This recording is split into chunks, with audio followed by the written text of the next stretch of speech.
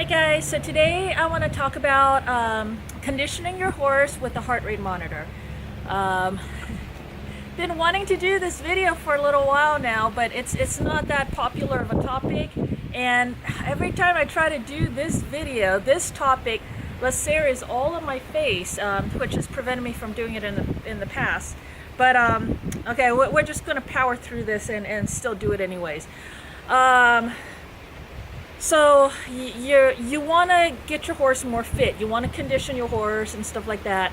And you ask people how to do it. Many different ways. This topic is so huge. It's a monster. So traditionally, you might be able to find some kind of training schedule, and then people will tell you to go long distance, slow but long distances, right? And then you can do fast. Short and fast stuff too. Go away. And stuff like that.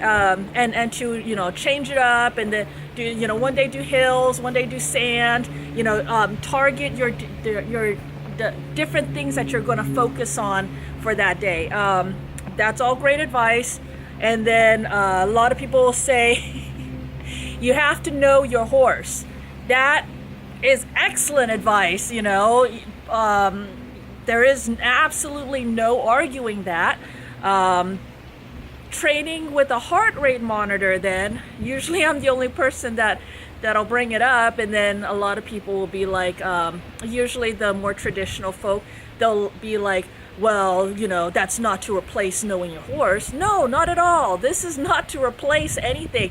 This is just more data for you. And the benefit of it is that it is very objective data, meaning this is data that doesn't lie. The heart beats in response to the carbon dioxide levels in the bloodstream. So if the body's moving, the muscles are burning, and the muscles and body says, hey, we need more oxygen, there's too much carbon dioxide in here, then it tells the heart to pump faster. Heart pumps faster, gets more oxygen to the body, and then everything calms down, says, okay, we're good, and then the heart slows down. So it's a very base thing that the horse can't lie about. When you say, just know your horse, that's excellent advice. Absolutely. Everyone needs to know their horse. But sometimes, okay, say for instance, this is a new horse to you, or you've had this horse forever, but this is the first time you're actually conditioning and trying to improve on fitness. So you know this horse, you know your horse, but you don't know your horse and his body's response to the conditioning that this now new thing that you're doing, this new strain and increase in activity and workout that or you're working out other people's horses, which is what I've done. So like I might not know their horse that well, but I'll throw my heart rate monitor on them and watch, and that gives me huge insight. So the heart rate monitor and the data that it gives me is, in addition, it's supplemental. It helps me learn that horse better, and it gives me real objective data that I can use in my workout program and to tailor fit something. Now, when I say it's objective data, the reason why it's so important is a lot of horses lie. Now, what this means is, okay, Lacer's a huge baby. If he's tired, he'll pretty much just stop and go, okay, I'm tired, I don't want to do anymore, right? And he doesn't, hey, back up, go, go, go, go, go, go, go. If he doesn't want to work, then he doesn't want to work. I wouldn't say that he has a strong work ethic, okay? He's not a real the only time that he really lies is if there are other horses around. Then all of a sudden he's all like, he puffs up and he's huge and he prances around and he starts moving like, he's showing off, and he will hide any lameness issues. He'll hide a lot of any tiredness. He'll hide all that because he's showing off, right? I've met horses that had tremendous work ethic. I mean, and that's how I know that he doesn't have it. These are horses that are stoic. They, and you set them on a path and they will do it. They will keep doing it until they drop. I've had the heart rate monitor on and I'm watching this horse as I'm riding her, and I said, go straight and go at this speed. I set her and then she just kept going. And everything about her, was just like, I'm doing this. After a little while, I'm watching and her heart rate is going up and up and up and steadily going up. And I'm like, dude, you're tired. Why? She's not faltering. She's not, slowing. I mean, nothing. She's just stoic. She's just maintaining. But her heart rate keeps going up. And that is how a horse will lie to you, and you're like, I never saw it coming. I mean, they still had so much impulsion, and, they didn't complain and all that, and, and then you get back, and then they're tying up, right? It's because their body couldn't do it. And I can catch that early on by watching their heart rate. Another thing is sometimes horses have chronic issues, ulcers or anything systemic going on or something like that. They've had these issues for a long time. It bothers them, but they just power through it because they're kind of used to it. They're not going to show you because maybe they tried, or they don't know how to talk to you, or whatever. For whatever reason, they no longer show any outward signs that it bothers them, because they kind of just accept that this is how their life is, and they just got to accept that. But if you know what the normal parameters of the normal heart rate that in each gait and at resting, the resting heart rate and all that for your horse, and then you see something is off, then that can tell you. Or what the norms are, the ranges, and then that your horse is way above that, then okay, maybe something's wrong, maybe I gotta look deeper. I know several people that had no idea anything was wrong with their horse. Outwardly they were fine, they could ride them and everything. They would just find issues or something, and they never pieced it together, and the only sign that there was a problem was having a heart rate monitor and monitoring their heart rate. Sometimes when it's really humid out, one of the hardest things for horses is humidity. If it's super hot but it's dry, it's not that bad, because you still got evaporation to cool down their system. But if it's really humid, then their whole cooling system fails. In humidity, if you want to train in humidity, you can train for that, but it's a lot trickier. And I think that having a heart rate monitor really helps in that situation as well, because it's just a little trickier. All of those times that you're riding and you're like, are you tired? You're really huffing and puffing, but I don't know. I'm not sure. That's when the heart rate monitor is great, because then it gives you some objective data. You can see what the rate is, and then you know what normal is, and you know what your horse's normal is, which is maybe two separate things. And then that okay, there's something that's wrong. There's been times when we're going along and everything's been fine, and I don't see anything wrong, but all of a sudden I recognize a spike in his heart rate, and I'm like, whoa, what's up? I get off, and then I find that there's a stone in his boot, or I don't know, just there was something wrong. If pain will elevate the heart rate, stress will elevate the heart rate. Obviously, if they're super tired and lacking oxygen, it'll elevate their heart rate. If they're super nervous, heart rate goes up. And when we were waiting for a parade, and I wanted him to sit on the sidelines and watch the parade on the street with me. There's a lot of stallions in this parade, and I don't know, pheromones or whatever was going off, and he was And we're just standing there. Nothing's happened yet. The parade hasn't come yet, but he could sense that there was some kind of energy going on. And so he's over here, I mean, sides heaving and everything. People are looking at me like, what's wrong with your horse? And I wasn't too sure, but by looking at his heart rate, I knew that, okay, he's fine. He's not panting because he's, tired or anything. He's not really panting at all. He's, snorting and, starting to get worked up. But it was interesting because he got worked up without his heart rate actually rising. He was just, I think, his system, I know with him, will do preemptive strikes. So if they know that something is coming up, they will supercharge the oxygen levels, or he will start sweating profusely, and that's to jumpstart the whole cooling process so that they're ahead of the curve instead of, running, trying to catch up. Okay, so there's a ton of different situations where a heart rate monitor would be very helpful, okay? And it's not to replace anything else in your toolbox. This is only an addition to. So what monitor can you choose? There's 3 big names that I know of: VMAX, Polar, and Garmin.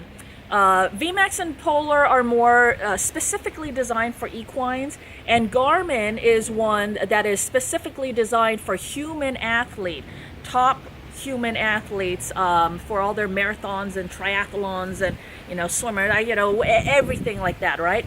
But paired with the equine conversion kit that you can get from Distance Depot, combined with that, then it works perfectly with horses.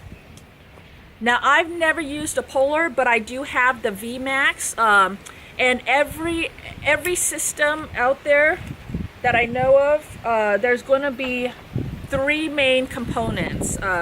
So you're going to have a receiver. The watch is a receiver. It receives the data and displays it to you on the screen. There's going to be a transmitter and 2 electrodes. So on this is a handheld unit. I hold it up to his chest area, and then there's the 2 electrodes. One over here where, see where it looks like a fingerprint, that's an electrode. This is the transmitter, and then here's the other electrode. So the rule for electrodes is there needs to be 2, and it needs to have a distance apart, okay? And then the transmitter is going to wirelessly send the heart rate data to the receiver. So electrodes, transmitter, receiver. This is a handheld unit. Vet checks or when the horse is at rest and stuff like that, you just place this on it and then it's fine. Now for my Garmin unit, right now I'm using this is the Garmin Phoenix 5X. It's kind of their top of the line one. At least it was a little while ago, and it's in watch form, and it does everything and maps.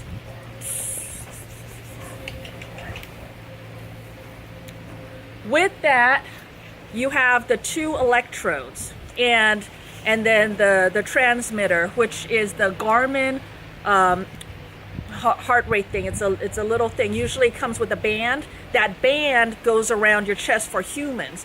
You pop it off of the band, and then you pop these guys on, and there's little buttons here.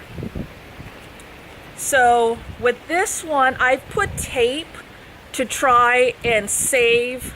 This is the one that I use on the girth.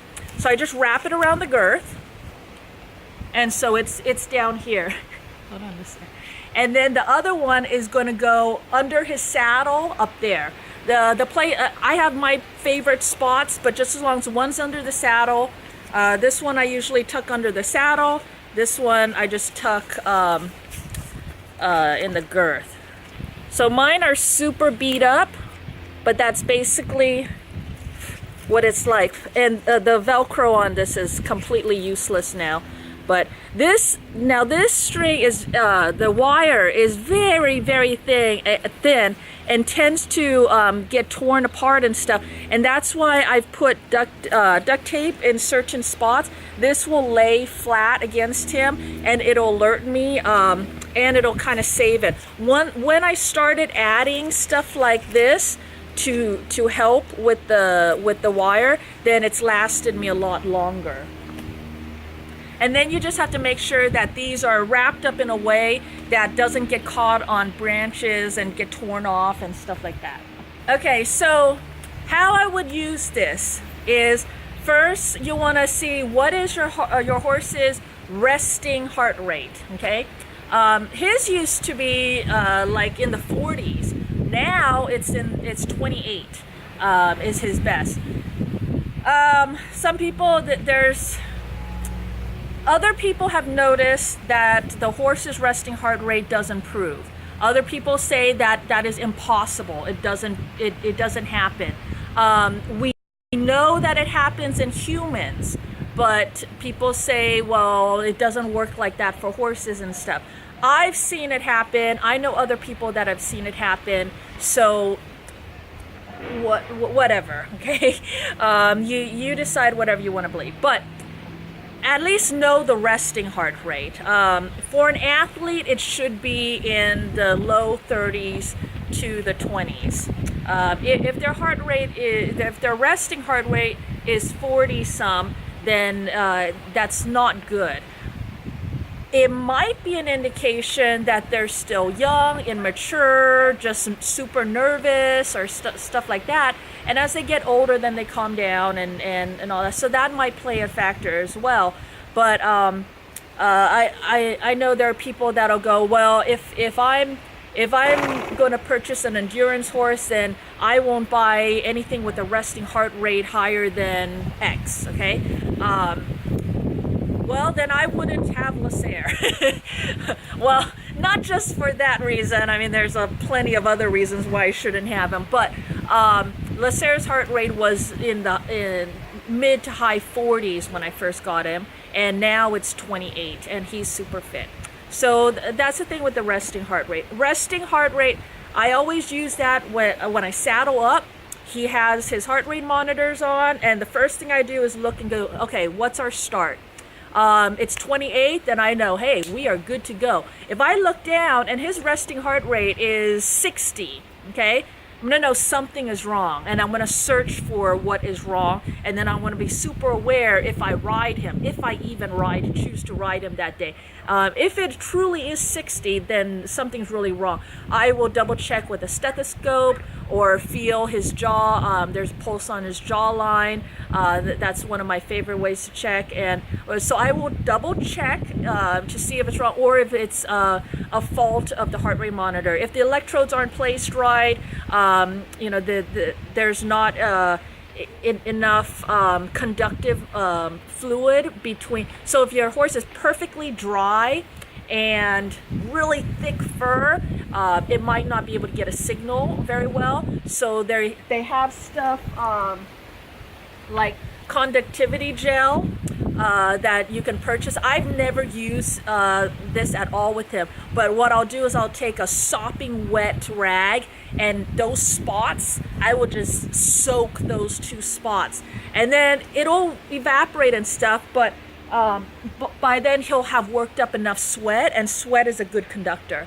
And then once the sweat is there, then it's a great conductor, and it's always there, and then it's fine. So I just use water to jump start it. But it might be a fault, or the wires might be bad on it, on the electrodes. That might be bad, or also the batteries. Your transmitter has a button battery in it, and also your receiver. Is your receiver's battery good? Your watch, or whatever. So those are all the different things that I will troubleshoot. Why is that resting heart rate so high? And that right there will start or stop a ride. So the resting heart rate is that. Then your working heart rates. First thing you do, if you're first starting out, go at a walk. And the great thing about this is it'll tell me my speed, my distance. It'll draw me a map, and then it will map out all this stuff. It'll give me charts and graphs and everything. Garmin Connect. If you look up Garmin Connect or ask me, I have tons of screenshots. I'll show you all the data that this thing gives me. And you know, if you know me, you know that I'm a total data junkie. So anyways, so I'll go out and I'll see, okay, at a walk, what is his working heart rate at a walk? What is it at a trot? Extended trot, canter, gallop, run, stuff like that. And I'll see all the different levels. And then what I'll notice over time as he gets more fit, he will be able to carry those speeds for longer distances at a lower heart rate. So when we first started off, say for example, we first start off and I noticed that he can trot for 10 minutes, going 10 miles an hour, dun, dun, dun, dun, dun. But then after 10 minutes, it starts jumping up to 120 beats per minute. And then after 30 minutes, it's 150. And a little bit longer, then it's 180. Anything above, to be safe. Now, all of these numbers, this is a range, and it also is dependent on the horse, themselves. But some people say anything over 150 is anaerobic exercise. Some people say anything over 175 is anaerobic exercise.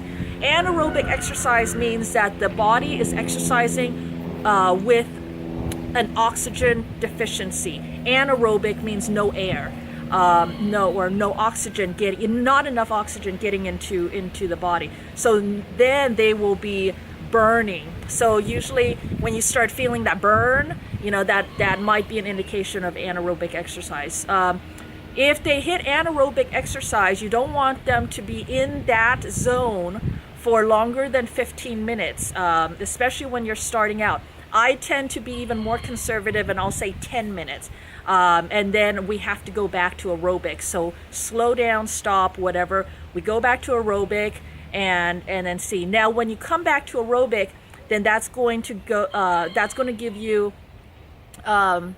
you'll see the recovery. And then when you stop, the rate at which it takes for them to go from whatever to 55 beats per minute, that is that's your recovery rate. So that's a time period. So ideally, I want him to, as soon as we're stopped, within a minute, he'll drop back down to 55. If he does that, then that means that he wasn't even tired at all. Everything's fine and we can go. If we stop and he, is taking a long time for his heart rate to go, and it's been 30 minutes and his heart rate is still at 80, something is very wrong, or I pushed way too hard. He is not ready for that at all. 30 minutes is bad. But maybe I take that back. At an endurance ride, they give you 30 minutes to come down. If to hit criteria, which is usually 55, 60, 65, depending, the vet will set that number for you at the beginning. But they'll give you 30 minutes, and it has to come down by then. But you're in endurance. Your time is based off of when your horse comes down to criteria. So obviously you want it down as soon as possible, and also for the health of your horse and how fit they are is, they come down as soon as possible. As soon as possible could mean that you can canter right up to the end, slide to a stop, get off your horse, and the horse is already come down to criteria. That is excellent. That's the ideal. But for me, anything if Lister takes up to 10 minutes to come down, I'm fine with that. Anything above that, I'm like, we should have taken it easier. Now, oh my gosh, I totally went off on a tangent and I totally forgot where I was going.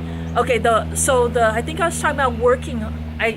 I was talking about working heart rate, and I jumped straight into recovery. But your working heart rate. So you know, each time we go, then his working heart rate, like he used to trot, and his trots would be 150. Now his trots are 80 beats per minute, which is amazing, because the lower the number means that he can carry that longer. And so, you know, before he used to only be able to trot for like half an hour and then he was exhausted. Now he's able to trot for hours and hours and not even get exhausted, you know, and stuff like that. So each time you grow, and that is conditioning and that's fitness. All right, so then I already talked about the recovery heart rate is very important. Now the thing is, you don't have to wait for the vet check or whatever, or at the end of the ride to check for recovery.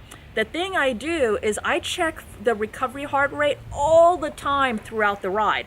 So we'll go do something and then I'll get his heart rate up. We'll go into anaerobic state for 5 minutes, you know, working in that state, and then we'll come down and then we'll stop and then I'll check his recovery.